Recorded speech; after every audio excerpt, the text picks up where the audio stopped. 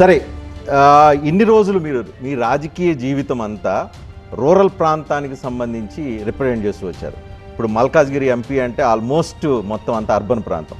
రెండింటి మధ్య డిఫరెన్స్ ఏం అబ్జర్వ్ చేశారు?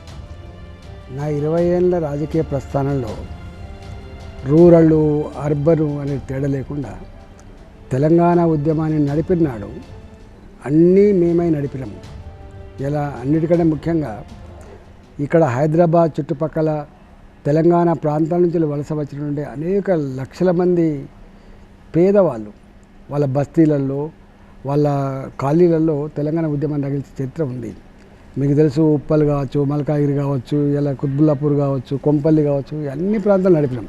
కాబట్టి ప్రజల పరంగా అన్ని వర్గాలతో పరిచయం ఉన్న వాళ్ళం, అన్ని ప్రాంతాలతో పరిచయం ఉన్న వాళ్ళం.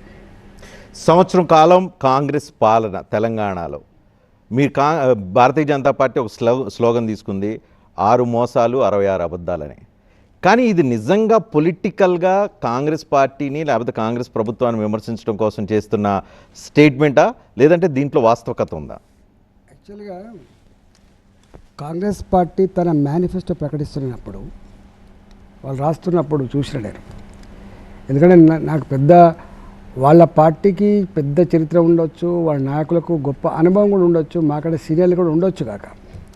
కానీ తెలంగాణ వచ్చిన తర్వాత నేను కూడా ఒక 6 బడ్జెట్ ప్రవేశపెట్టిన ఆర్థిక మంత్రిగా అనేక విషయాల పట్ల నాకు కూడా అంతో ఇంతో పరిజ్ఞానం ఉన్నవాడిగా నేను చెప్పినాను.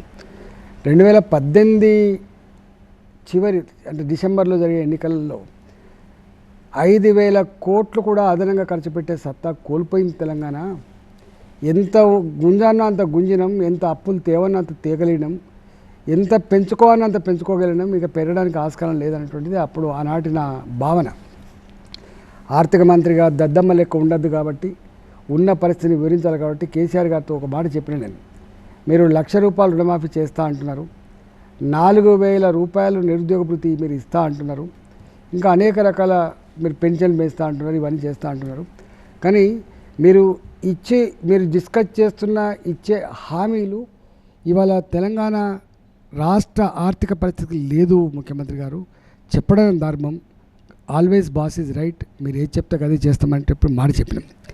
ఆనాడు ఇంకొక మాట కూడా చెప్పిన, ఇంతకుముందు చెప్పినట్టుగా 5,000 కోట్లు కూడా మీరు అదనంగా ఇవ్వలేరు, ఆ పరిస్థితి వచ్చిందని చెప్పినాం. శాచురేషన్ లెవెల్కి వచ్చిందని చెప్పిన, అప్పులు పుట్టే పరిస్థితి లేదు, ఇవాళ ట్యాక్స్లు అదనంగా వేసే పరిస్థితి లేదు, ఎక్కువ తక్కువ గ్రోత్ ఊహించే పరిస్థితి కూడా లేదని చెప్పినాం.